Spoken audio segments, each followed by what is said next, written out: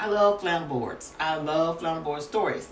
And because we were focusing on spring and weather today, I have made myself a flannel board story. I want to tell you. I used white flannel, yellow flannel, and I used blue flannel. And it's a song. And we were talking about rain today. So look at that.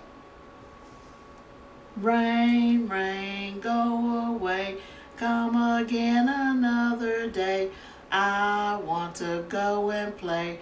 Rain, rain, go away.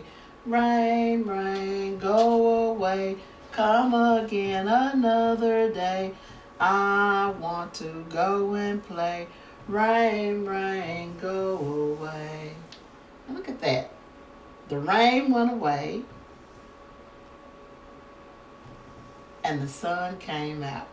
You can make your own flannel board.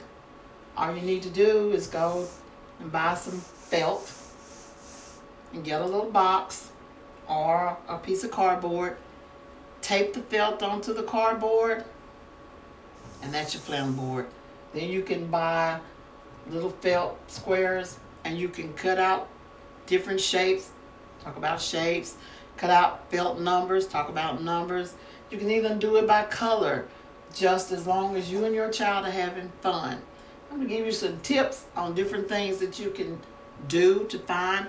If you will go to Pre-K Pages, www.pre-k pages, they have lots and lots of activities for children. Lots and lots of them. And it's inexpensive. It's things that you have at your own house. Paper, pencils, crayons. You can even do pots and pans to make music and noise to beat out a rhythm. Go to Pinterest. Pinterest have lots and lots of activities also. You can even type in what you're looking for. Let's say we want to talk about, flowers in the spring. You type in on Pinterest, preschool lessons on flowers in the spring, and I guarantee you it's gonna pop up.